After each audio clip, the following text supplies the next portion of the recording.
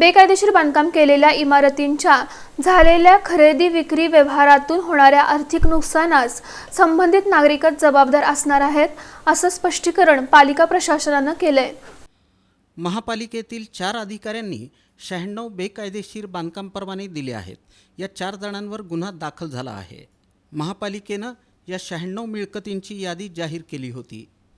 या मिळकतींचे खरेदी विक्री व्यवहार करू नयेत असं पत्र मुद्रांक जिल्हाधिकाऱ्यांना दिलं होतं। दरम्यान पालिका आयुक्तांनी बेगमपेठ, विजापूर्वेस, पाच्छापेठ, शनिवारपेठ या भागातील इमारतींची पाहणी केली।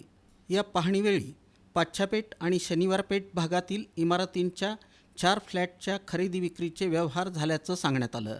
हे ऐकून पालिका अधिकाऱ्यांनी डोक्याला हात लावला। जी इमारत बेकायदेशीर आहे तिथं फ्लॅट घेण्याचं धाडस नागरिक करतातच कसं?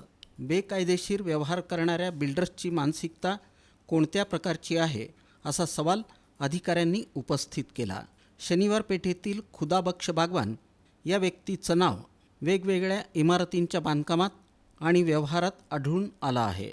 यामागचा मास्टरमाइंड कोण याचा तपास सुरू असल्याचं यावेळी सांगण्यात आलं। महापालिकेचे तत्कालीन आयुक्त, सहाय्यक संचालक नगररचना, बांधकाम विभाग प्रमुख यांच्या सहीनं पनाश अपार्टमेंटला 2019 मध्ये बांधकाम परवाने देण्यात आले। तत्कालीन आयुक्त डॉक्टर अविनाश ढाकणे यांच्या मान्यतेनं समावेशक आरक्षणाच्या तक्त्यानुसार 30% वाणिज्य वापरापैकी 15% क्षेत्र महापालिकेला विनामूल्य हस्तांतरित करण्यात आलं। परंतु हे हस्तांतरण चुकीच्या पद्धतीनं झालं। आमच्या लोकांनी चुकीचं काम केलं। आम्हाला 120 गाळे मिळायला हवे होते असा दावा पालिका आयुक्त डॉक्टर सचिन ओंबासे यांनी केला।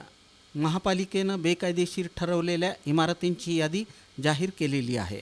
या इमारतीत खरेदी विक्री व्यवहार करू नका, यादींची पडताळणी करून घ्या असं आवाहन पालिका आयुक्त डॉक्टर सचिन ओंबासे यांनी केलं। महापालिकेनं बेकायदेशीर ठरवलेल्या 96 मिळकतींपैकी 27 मिळकतींची सुनावणी पूर्ण झाली आहे। बुधवारच्या पाहणीत आणि